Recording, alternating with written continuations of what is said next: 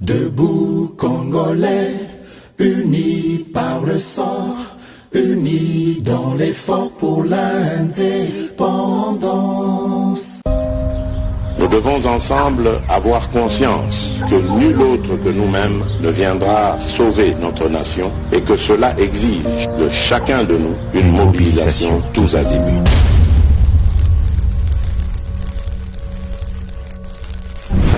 Oui, madame na GCAM télévision, fidèles abonnés, chers internautes, Nazana et Sengoya Babino et Belé. Na etando ya GCAM télévision, merci mingi pour la fidélité na bino pe confiance renouvelée. Na émission na bino ya ba éclairé debout congolais bipa inyoso bozwami à travers mokili mobimba samba olonga zana esengo na bino.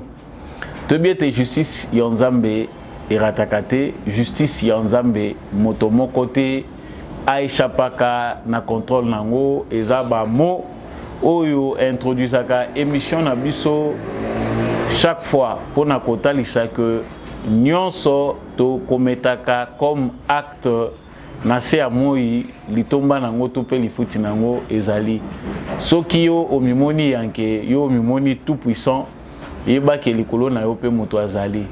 Les karma nous obligent à ne faire que du bien parce que après tout ce qu'on va poser comme acte, il y aura toujours un résultat.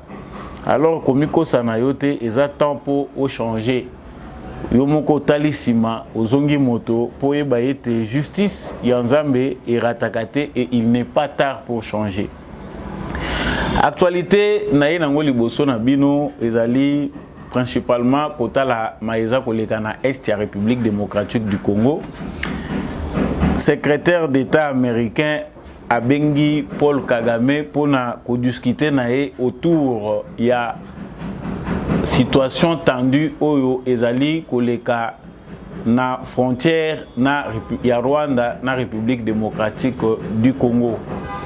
Atalisi officiellement que lisolo na bango elekaki malamu ye atalisaki na Paul Kagame souci oyo États-Unis d'Amérique azanango ya kolinga ete résolution ya conflit wana esalema de manière diplomatique pe na kimia, c'est-à-dire bitumba ezalate.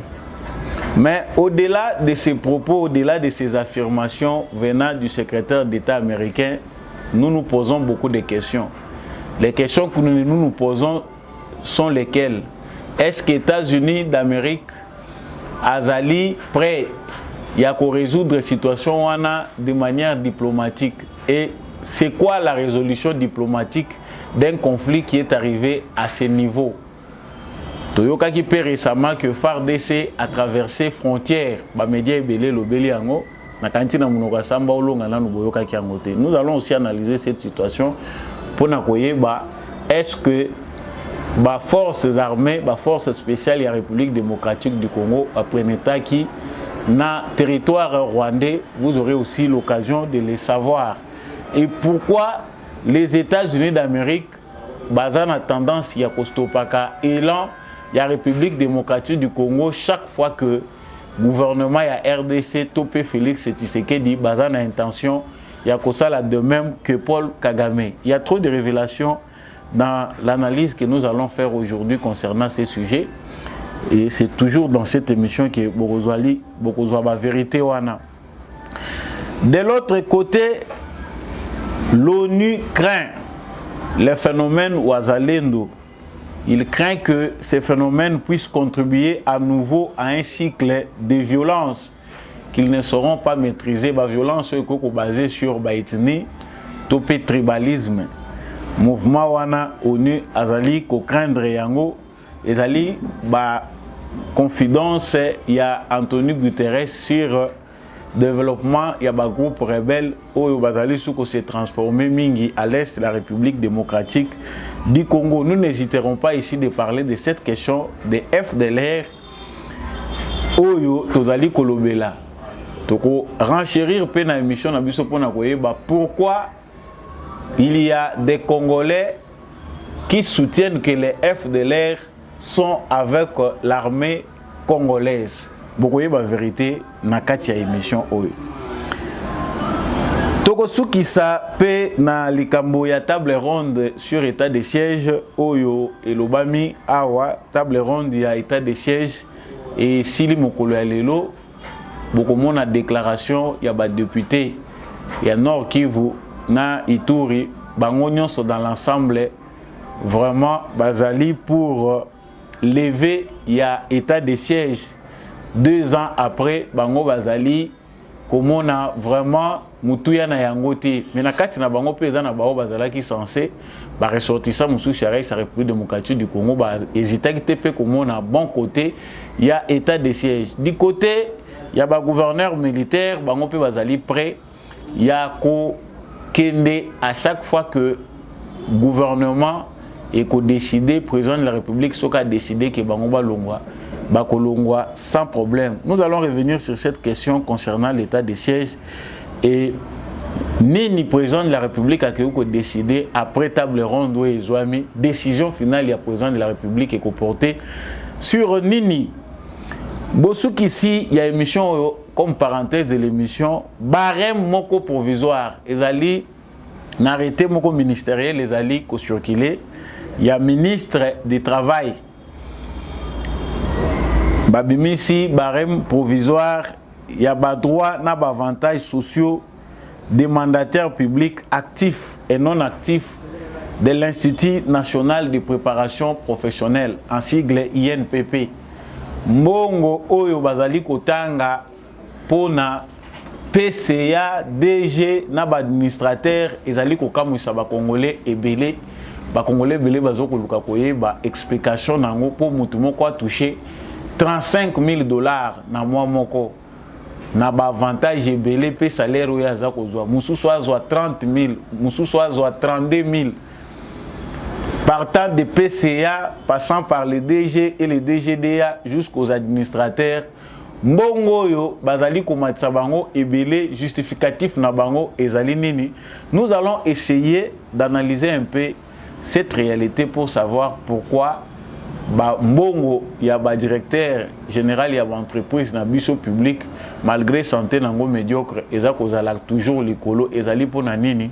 C'est le sujet qui va clôturer cette émission. Encore une fois de plus na tombeli bino boye malamu na kati ya émission na bino Debout Congolais soki ezambala liboso zoyoka mwana mboka samba olonga. En tout cas, Yopé na souhaité particulièrement les bienvenus. Il faut s'abonner pour comme membre permanent à l'émission. N'hésitez pas de commenter, de liker surtout, de partager cette émission avec les voisins. Il faut que les voisins puissent l'éclairer. Bien, vous avez déjà na éclairage utile pour partager la déjà émission. Pour continuer que tombola toujours bender les pots comme oui kende liboso. FARDC na moté mandenge na continuer à caper na mesana kolobango. Ça ne sert à rien de suivre l'émission de Debout Congolais. De ne pas liker, de ne pas commenter. On est ensemble, il faut laisser vos commentaires. Vous allez soutenir l'émission Oyo Bozo pe sa force na chaîne OG comme télévision à partir ya wapi. Ce que vous avez à l'intérieur ya Congo précisément wapi. Bande kwa luozi na pesi bino matondo mingi bande kwa lubefu na sankoro matondo pe na bino nganda njika na Kasai. Bande ko bazana Beni na Butembo, bande ko yo bazana Katanga dans l'ensemble. Bon continuer ko partager émission Nabino. Nazongi na actualité oyo zape kolobama mingi. Cette actualité ezali ko faire suite na ba actualité to sito partager Nabino plusieurs fois ba analyse oyo to sito pesa concernant crise il y a Est la République démocratique du Congo problème oyo ezali na frontière ya Congo na Rwanda. Kasi kolanisa na actualité ndenge na uti koyebisa bino awa secrétaire d'État américain Anthony Blinken a uti lisusu ko échanger na président ya Rwanda Paul Kagame. Je le cite, yemoko azali kopé sa rapport à l'obi, je me suis entretenu aujourd'hui avec le président rwandais Monsieur Kagame sur la situation instable qui règne le long de la frontière entre le Rwanda et la RDC. Je lui ai fait part de mon espoir de trouver une solution diplomatique aux tensions et de voir chaque partie prendre des mesures pour désamorcer la situation. Nakanisi, pour Nabato Bozali, très attaché à l'actualité de la République démocratique du Congo, ce n'est pas pour la première fois qu'on entend de tels propos. Ba propos Oyo, Ezali Kouta, Namunoko, le secrétaire d'État américain, ici, a utilisé en gros plusieurs fois, que ce soit par téléphone, que ce soit en live, en face à face avec les différents dirigeants. Secrétaire d'État américain, Asalaki Mobembo, Ayaki en Afrique centrale, Aleki en République démocratique du Congo, accueilli Kosuki Sana Rwanda. Nous pensons et nous savons que ba propos yoye azali correspondre asi à solola ki nangona Kagame tango bakutana ki na ye en face na Kigali na présidence ya Rwanda pour na kotali saye que il faut retirer ba troupe na yo na est ya République démocratique du Congo. Et ça urgent, et ça important, yo obéir, yo kayango. Je pense que dans le langage courant, selon Dengue Bayebani, fabricant na instrument naie, les États-Unis a à maintes fois donné des injonctions, demandé à Paul Kagame de retirer ses troupes de la RDC. Et ce n'est pas les États-Unis seuls, c'est toute la communauté internationale. Bazongeli discours tout ça koyoka sikoyo. Et ça dit pour que les propos d'Anthony Blinken, secrétaire d'État américain, ne sont pas nouveaux. Mais pour la nini azongeli ba propos oyo. Semaine oyo et uti koleka le 7 tozalaki kokende le 8. Il y a des informations. Na kanisi bato bolanda l'actualité mingi bosi bozwa ki angopé. Mais sauf que na plateau à Samba Olonga, nous n'avons pas encore parlé de cette information. Des forces spéciales de la République démocratique du Congo ont traversé la frontière congolaise pour entrer au Rwanda. Selon des sources diplomatiques, na ba source moko médiatique. Bakota ki na Rwanda, ils ont mené une opération. On ne sait pas laquelle, mais il y a des vraiment certifications sur base de la source que les forces de la République démocratique du Congo spéciale Bakotaki na Rwanda. Cette présence des forces spéciales congolaises n'est pas une première depuis que Félix Tshisekedi a accédé au pouvoir. Il y a un moment où il y a tension ezalaki makasi entre République démocratique du Congo et Rwanda, na début topé déclenchement de hostilité. Parce que nous devons savoir que le mandat de Félix Tshisekedi a commencé lorsqu'il entretenait des relations avec les Rwandais. Il était dans une démarche pacifique de chercher des solutions, à trouver des solutions ou des voies et moyens qui peuvent mettre fin au conflit sans qu'il puisse y avoir bacasse. Mais cette bonne volonté de Félix Tshisekedi de vouloir montrer à ses pairs dirigeants de l'Afrique centrale que nous voulons la paix et cette paix, nous pouvons l'obtenir à travers notre volonté commune. Et bien, qui le la signe à faiblesse. C'est ainsi que depuis années passées, une crise s'est installée entre la République démocratique du Congo et les Rwandais. Ce n'était pas nouveau ou bien nouvelle la crise. Les crises ont déjà existé. Mais la présence de Félix Tshisekedi au sommet de l'État avait amené une nouvelle touche pour que ce n'est pas nous qui voulons la guerre. Ce qui est à Congo et théâtre des autres, la faute n'est pas aux Congolais. Je pense que pour la bateau, la conclusion claire, la maîtrise de l'actualité de la République démocratique du Congo, la démarche de Félix Tshisekedi n'était pas inopportune, ni une démarche de trahison, mais c'était une démarche d'un démocrate, d'un homme pacifique, non violent, qui a voulu montrer à la face du monde que le Congo est prêt pour la paix et nous voulons qu'on nous laisse tranquille. Voilà la nouvelle méthode, sans distinction des pays.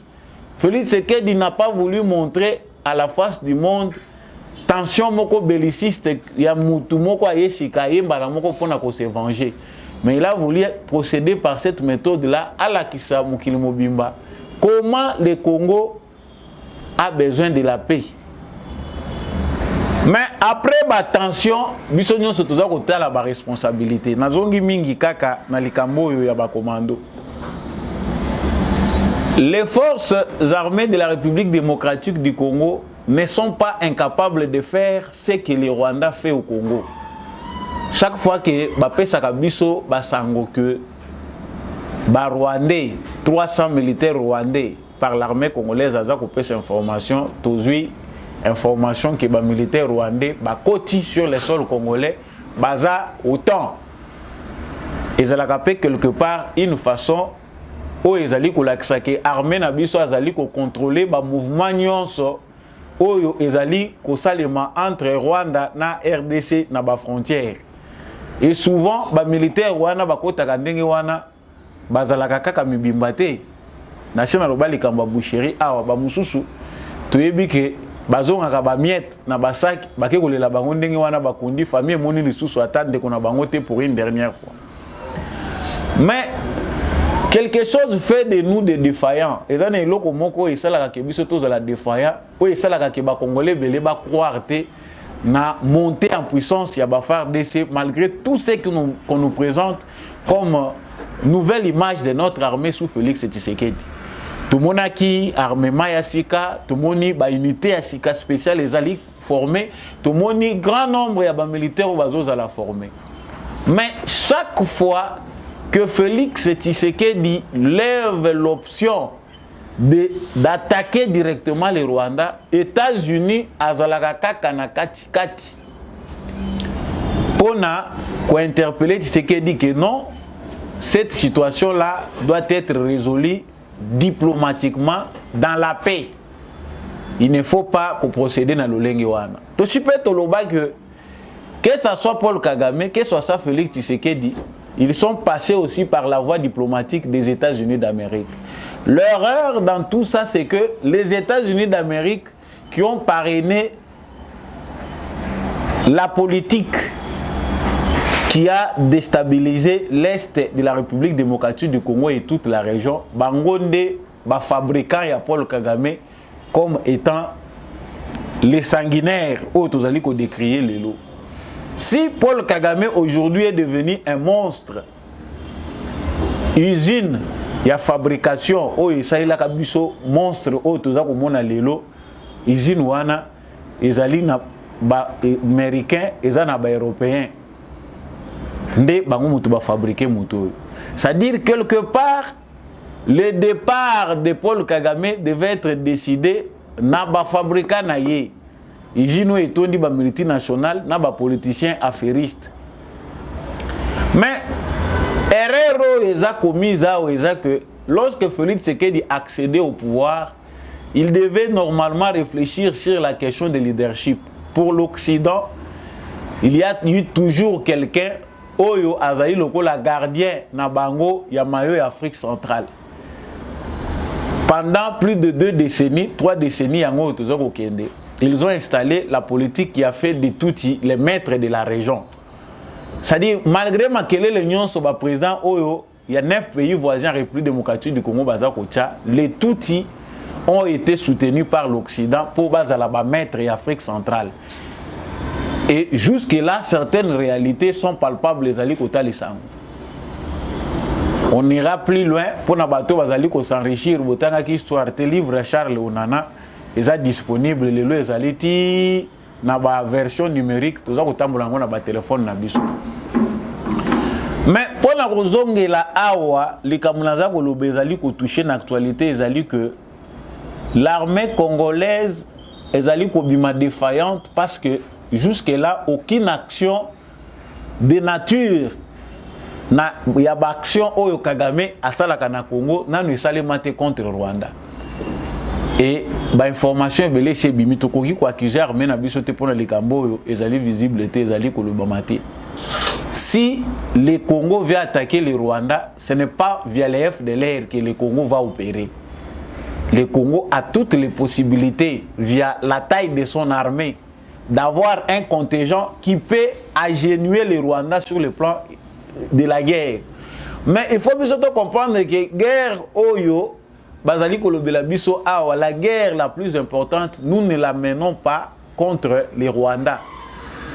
Ça, c'est la face cachée. Ce sont des choses que Félix Tshisekedi ne peut pas dire en tant que président, de peur qu'il y a une guerre contre la communauté internationale Mobimba.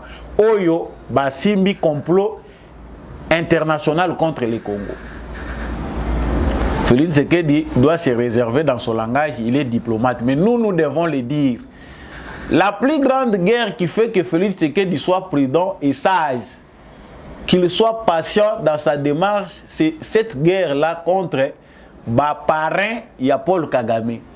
C'est cette guerre-là qui a poussé à Félix Tshisekedi pendant tout son mandat ici à privilégier la voie diplomatique. C'est-à-dire à de gauche, à zone à droite, à de orient, à zone à occident, pour que déboulonner Paul Kagame, retirer confiance na bango, zoa pion na bango Paul Kagame, zone sesima. Il suffit que bango retirer soutien wana. Il n'y aura plus guerre physiquement. Mais comme ça tarde, la démarche diplomatique est là. Aux yeux du monde entier, le Rwanda est criminel, Paul Kagame est un criminel.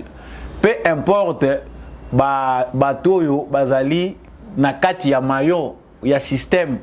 Oyo, Ezali Kosala que Kagame a continué, qu'on a défendu par certains pays.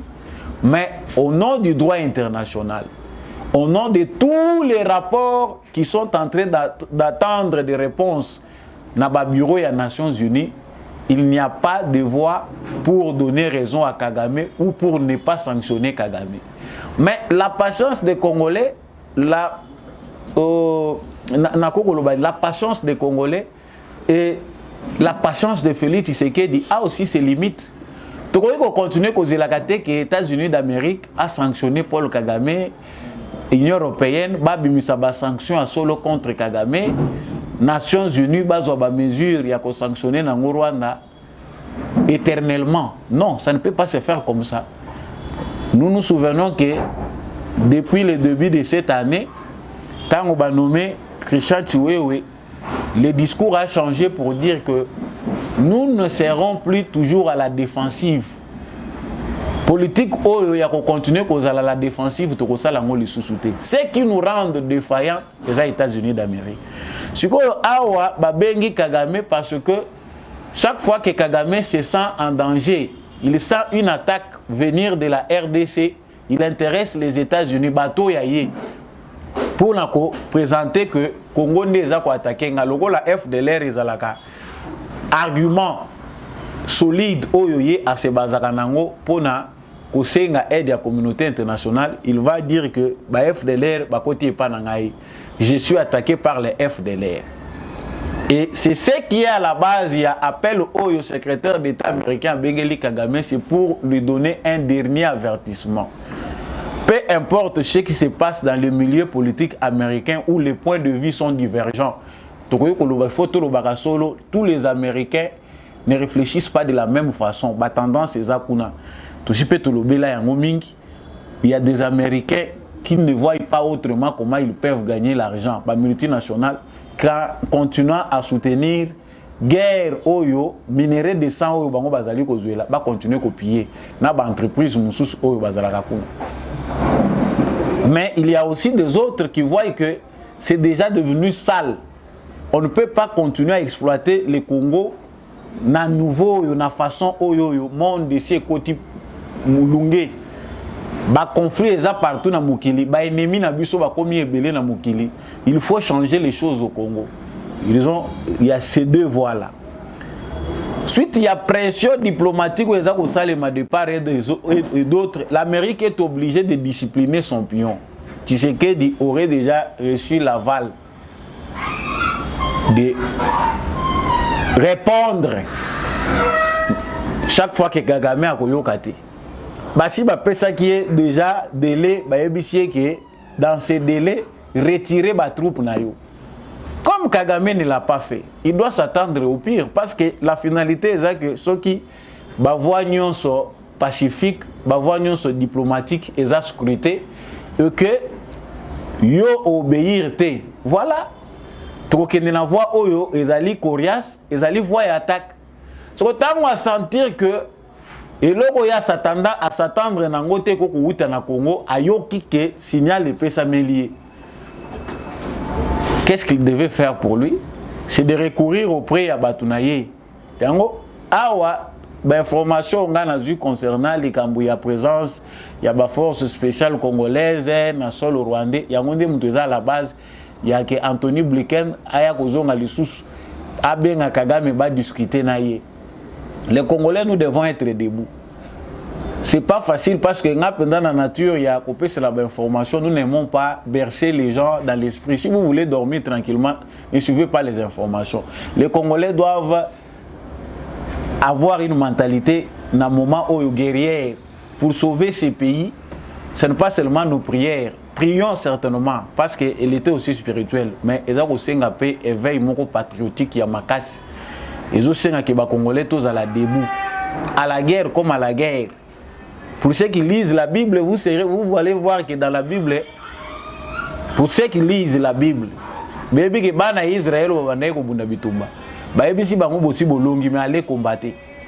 ce que nous n'arrivons pas à faire, c'est nous organiser derrière cette vision pour mettre fin définitivement à cette aventure. Donc, cette histoire, il y a présence est vrai. Tant que le Rwanda continuera à envoyer ses troupes au Congo, sachez que le Congo doit aussi développer des stratégies pour faire de même. Continuellement topé éternellement balachité. Mais voilà ce qui se passe. J'ai renchéri pour n'appeler Sabino d'informations sous liées na na Congo. Kabila Joseph a engagé de nouveaux partenaire azana ba diplomate na ye asika. À défaut ya bato ya travailler ki na bango oyo basi ba pesi mu Congo bakatisi mbir shalanda côté ma eza ko chola. Ebele bake ko bata mana union sacrée ba mususu bazue retraite. Bazana tante attaque Kabila benga ina kinga kati akende. Ils sont nulle part. Ba mususu félicitations na bango ba reconnaître. Joseph Kabila continue à utiliser d'autres personnes pour bassaler la diplomatie dans la région, y compris Corneille Nangaa. L'ami à Mwagashouch. Bazali na intention na bango, ce sont eux qui donnent maintenant des béquilles à Paul Kagame. Histoire ya ba FDLR est un gros mensonge. Non, na kati ya FARDC, il y a des FDLR, na kati ya garde républicaine, il y a des FDLR. Félix Tshisekedi a engagé des FDLR. OK, waneza musala ya auditorat militaire, babenga cours militaire et benga nanga aya ko expliquer biso après sa liste ya bateau ya zana ngona ba preuve. Mais la vérité c'est laquelle? Quand Paul Kagame se sent en danger face au Congo, à Monique ba piona ye oyo ba idaka ye na politique na Congo, s'il sent qu'il est en danger, il doit utiliser ces pions là. Il faut bango ba aider ngai. Vous verrez que maintenant l'arme qu'utilise Kagame vient du Congo. Et ça, si vous avez un conventionnel, un armement, c'est toujours à faire des. Non, nos traîtres, les espions qui sont à l'intérieur, vous verrez que Makambo est coïncidé dans le même moment où Kagame a présenté l'accusation, va violer le territoire. Makambo est parce que ceux qui déjà au saut Tengamana au Bandakala, moi, au Makambo clair et Kagame abimisa ki ba force na ye dernièrement, je pense au début de l'année. Bomoni force na ye dans Val bimi na balak abimisi ba armement ye moko na Congo et attaquer quitter loko mokoté. Ils sont très sensibles aux informations. Kagame c'est un espion. Je pense que na ba espion numéro 1 oyo bazali na ba service à renseignement na bango na Afrique centrale là Kagame est premier à beaucoup dépenser pour espionner les autres États. Atteindre la kabaïta wana ba espion atela ba pays, c'est ça, sur ça qu'il travaille. Il avait senti les dangers. Aïbaki déjà qui attaque les alliés prêts.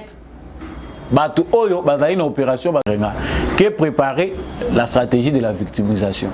Donc pour mettre fin à ces points, sachez bien que ba ennemi mususu baza interne.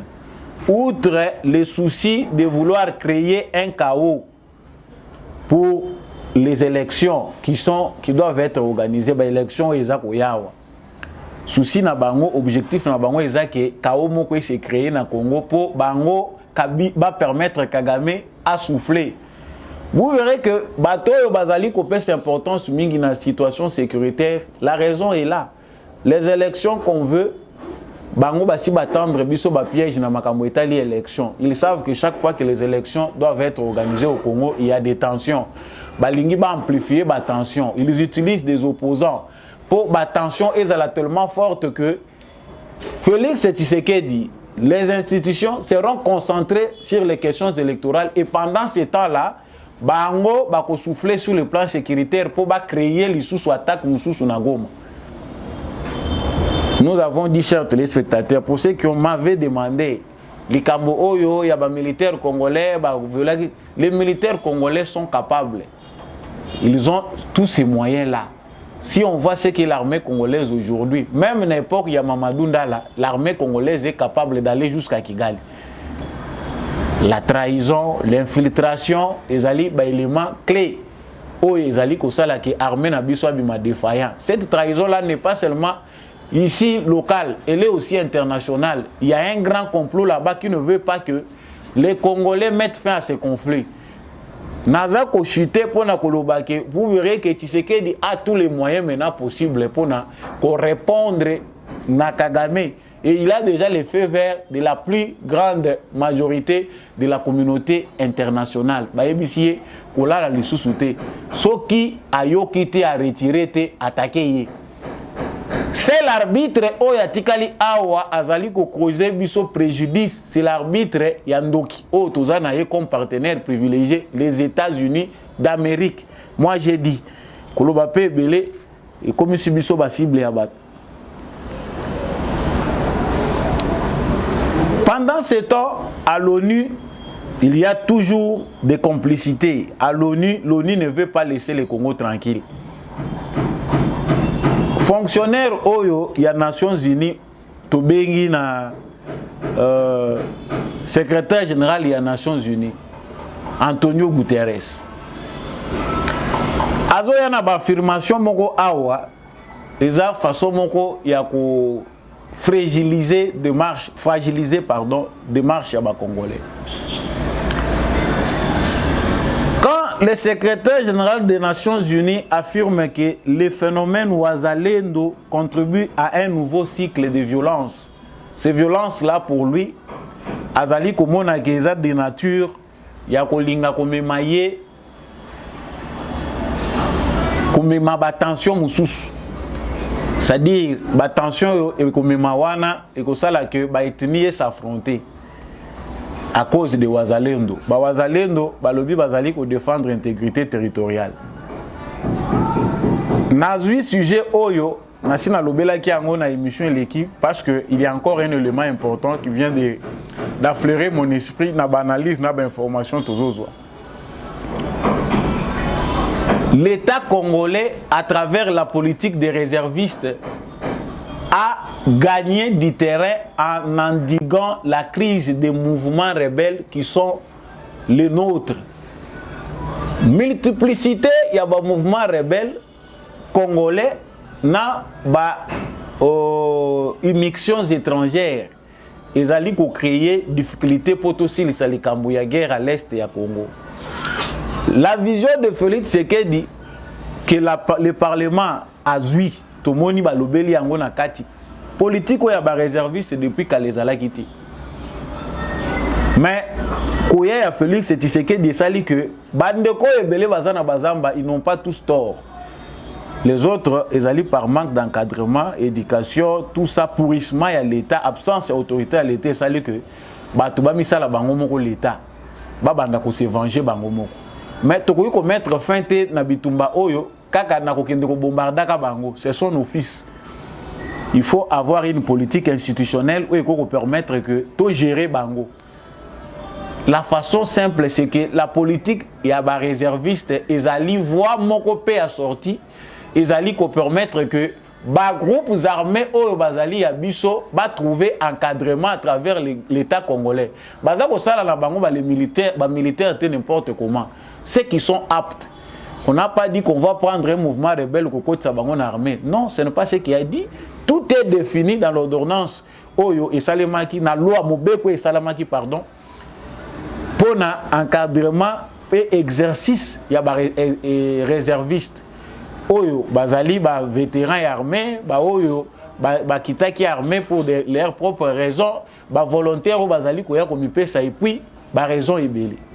Mais local la politique où ezali censé commettre fin na situation insécurité na est ya Congo okomona ke bandoki oyo baza à l'interne batelemeli yango. Je n'aurai pas le temps de vous citer tous les noms. Bomonaki Jeannette Kabila, Azako Telemela Likamwana, Azako Pesa Mayele na Ebele, au mouvement rebelle, au Bokendekozako Kotsa. Il y a eu 4 ou 5 députés qui se sont levés pour contredire la politique des réservistes.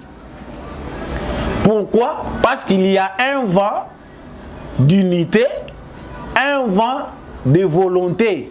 Et ali maintenant qu'on frappe na kati ya ba groupes armés. Les Wazalendo dont il parle, les Maïma et autres. Tu as dit que Bévi et Zali qu'on se commettre. Mais la mobilisation, l'appel à la mobilisation lancé par Tshisekedi a trouvé écho même dans les groupes armés. Et ces groupes armés aujourd'hui, Bazali qu'on se comporter comme des patriotes. Et si nous sommes M23, Azakomeka, Azokuta na résistance na bango. Sans l'appui de l'armée congolaise, Bazali qu'on attaquer Bango Moko parce qu'ils sont armés depuis longtemps. Maintenant, qu'est-ce qu'il faut faire ici pour fragiliser cette mobilisation-là des Congolais? On commence à voir des rapports venant de l'ONU. Wazalendo, Maï, FDLR, tout ça, ce sont des rapports et Zaliba menace. C'est une façon de démobiliser ces jeunes gens-là, tous les Congolais qui sont debout pour la défense de leur intégrité. Les Congolais, qu'ils soient civils, qu'ils soient dans un groupe armé à l'extérieur, il sait en lui qu'il a le devoir de protéger, de combattre pour la défense de sa patrie, pour l'intégrité territoriale. Yango moni bazako la musela biso biloko.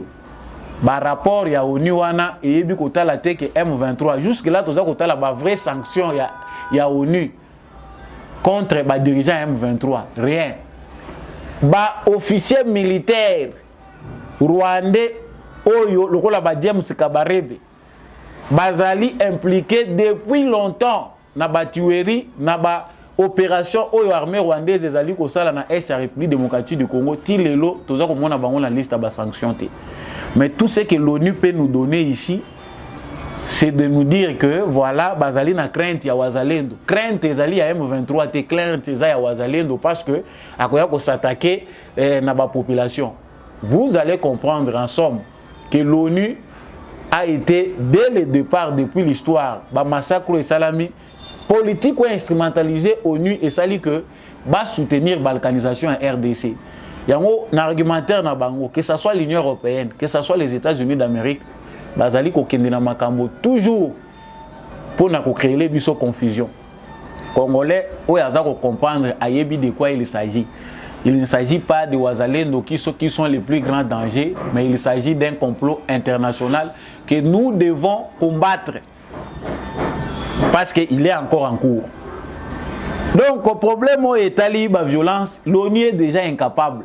Tout de suite, si l'ONU se sent incapable en RDC de mener une action, pourquoi Bokobanda continue le discours? Il faut sortir. Comme au Mali, sortez. Mais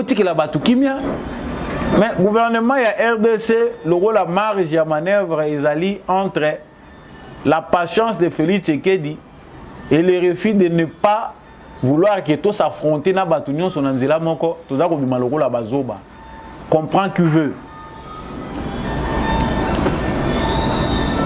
Pendant ce temps, na hémicycle na parlement ezana ba musu baza ko fêter na mitema na bango. La majorité des députés de l'Est du Congo, précisément Nord Kivu, na Ituri bisika wapi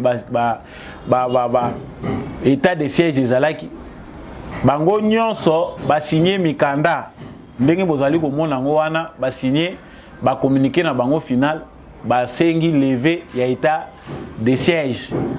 Bon. Pour na observateur oyo bazali avertité bakoloba que en tout cas levé ya état de siège ezalaki eza imminente. Batouana bazana ba raison l'état de siège a échoué. Tant que yoka lokola ba Julien Paluku ministre ya industrie et les autres qui sont censés, l'état de siège a permis l'accroissement des recettes dans la zone où va installer l'état de siège. Accroissement des recettes est grâce à l'état de siège. L'état de siège est sali que la barrière est belée, où il y a un gouverneur, dans l'administration civile, et l'ongwe et permettre que la recette est augmentée dans la région.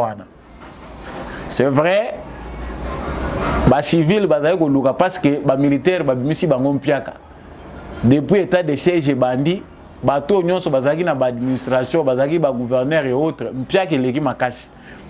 Bazana besoin bazonga ba élection yango yo, ils sont candidats pour la plupart, il faut bazonga na administration na bango bakoma kozo. Mais néanmoins bango moko pe ba signer na suka balobi que les mesures doivent être renforcées, les militaires unité de commandement, il faut vraiment unifier les commandements et faire de sorte que ba renforcer présence militaire dans la zone ouana nyons. Ce qui est bon. Mais là, on va dire que là, ils ont affaires leurs affaires politiques et leur commerce, au Bamonaï qui sont asphyxiés par l'état de siège. Les militaires aussi disent qu'ils sont prêts. Bango, ils ont service commandé. Mission à Bango, ils ont dit que comme administrateur, comme bourgmestre, comme gouverneur. Ceux qui présentent la République a signé les lois que Chili et Chili. C'est vrai.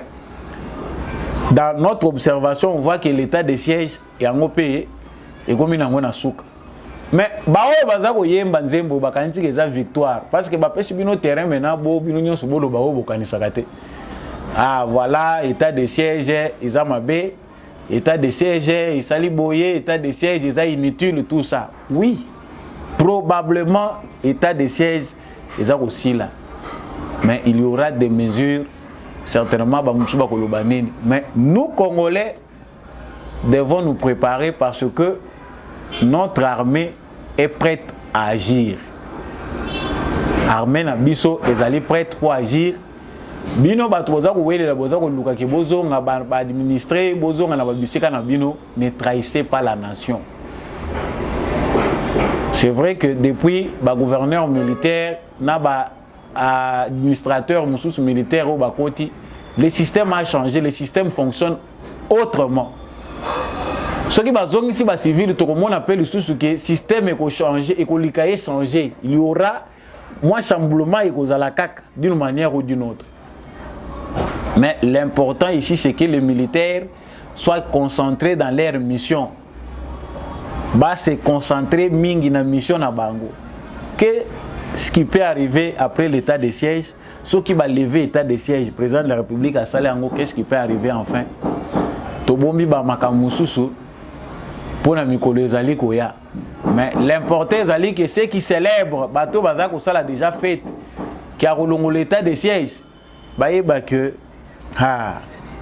mutu moko palo ba lisusu te après wana. Avant tout ce qui sa émission barème wana salarial bozali komona liboso habitando na bino ezali kouta na ministère ya emploi, travail et prévoyance sociale. Arrêté ministériel ya ministre ezali ko fixer barème provisoire ya ba droit pe ba avantages sociaux ya ba mandataires publics actifs et non actifs de l'Institut national de préparation professionnelle en sigle INPP. Mais la rémunération oyo tout moni awa rubrique ya ba fonction PCA DG DGA administrateur $30,000, $32,430, 30,500, 17,510, 11,400 et quelques. Nous n'avons pris que ça, Boumoni Binomoko, Gris et Zamoulaï, en fonction et à bas niveau na bango titre zako kitanase. Bon. INPP ezali Institut national de préparation professionnelle pour la préparation professionnelle. Les a quand même parmi les entreprises topé ba structure na biso public, ba structure ya ministère ya emploi où ezali ko aider na formation professionnelle. On voit que ces derniers temps dans souci président de la République azanango bazali ko dupliquer ba infrastructure ya INPP presque na intention à que comme na ba territoire nyonso pour nous permettre formation à bas jeunes entrer dans bango na développement technologique ou tozali technologie ya lelo mais mituna yango ba congolais baza ko mituna $30,000 $32,000 comme revenu mensuel ya ba PCA na ba DG tokoki ko réfléchir que ezali normal soki toza ko mona mbongo wana eza ko kota parce que ba cadre ya ba entreprise privée oyo bazali ko sala ba prestation basée sur ba performance bakomaka na bango balekaka pe ba mbongo wana bon grille oyo salarial et outil pas ministre ezali ko se baser sur critères nini parce que toza ko ta la performance to lobby par rapport ya musala bato baza ko sala en tout cas l'équipe munene to ko bakisela bango mbongo mais on voit déjà là baza ko toucher plus que les députés na kati na bango ba député bazali ba député bazakuna bon ceux qui supposons qu'il y a peu député na salaire au bino bocheli oyo c'est plus qu'un ministre. Bon, quel est le plus grand travail où ils ont na INPP? Est-ce que tu évalues te trouver que par rapport à Moussala na bango na temps oyo munene bango bazo sala bazo mériter bazo ba 30 000. On pouvait comprendre que c'est logique. Ce qui va DG à l'entreprise, ba PCA bazaki ba politique ité.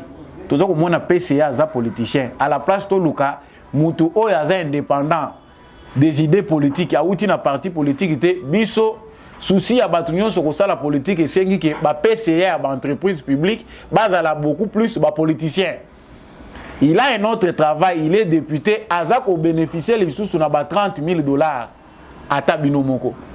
Oyo tolo bate to ko lobela pe ba bola ya Congo te mais ça c'est exagéré quand même 30 000 soka za député a ko kende ko zwa lisu soki 17 000 soka ko zwa 14 000 tango ba ko sangisa na ba avantage o baza ko réclamer que comme belé dollar et mat c'est nous amener où vraiment cette politique doit être revue congolais ka ndé muto za peuple aza capable de supporter makambo boy pour ceux qui congolais comprendre que parlement oyo parler du peuple d'abord les anda qu'on a biso ba congolais bato ba sakai na biso tozo tanda maputa na biso to banda kulala libela les politiciens congolais vont comprendre mais tant que les congolais sont amorphes baza ko zela nyonso ndire mwana zila ka potopoto basa ela ki pa mama ba ya ko pesa ye ne réclamez pas au sambalonga tabino moko mboka ngo ba ko kamba ngo ndini tout ne peut pas être fait par le président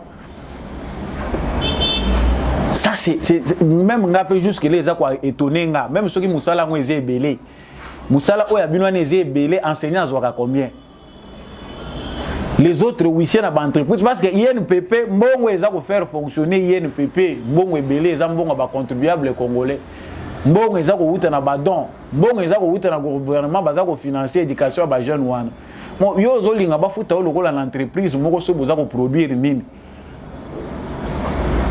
nous avons dit mais bango ba lobi que eza mesure moko provisoire. Hein, en entendant les décrets du Premier ministre tel qu'il est prévu à l'article 11 du décret précité, à moins que Madame la ministre ait bisabiso que Oyo, ils ont un faux. Ah, wana tokiti mite manabiso. Pour la lelo la sepeli ko suka wana peuple congolais, le lozano peuple moko, le peuple le plus pacifique du monde. Mieux vaut ne pas pleurer, se contenter kaka na made so bana na taux du jour.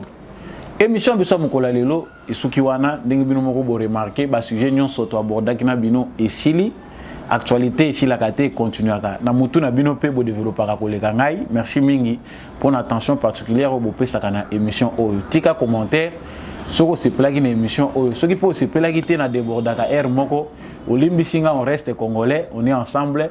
Merci mingi l'équipe technique qui accompagne qui ngande kombi à chaque pour que émission oyo comme la bino na tondi botondi na apôtre Gérard Kabea candidat à la Tchangu bande kwa Tchangu bo simba ndeko na bino apôtre Gérard Kabea candidat valable. Merci pe mingi na Jean-Louis Timbalanga l'homme de la vérité des urnes. Je remercie maman Bilonda, papa Boniface Mpunga, je remercie papa Freddy Ngwama l'élu d'Ilebo bande ko nyonso boza ko soutenir Cam Télévision ba fiche na bino bolingi la publicité na bino les cas continuer à les faire. Attention particulière, il y a ministère du tourisme et transport oyo et si les émission na biso pona koyamba malamu bato balinko investir na secteur ya tourisme. Ngai na bino tosuki wana na bomoko na bolingo tokutani na émission prochaine.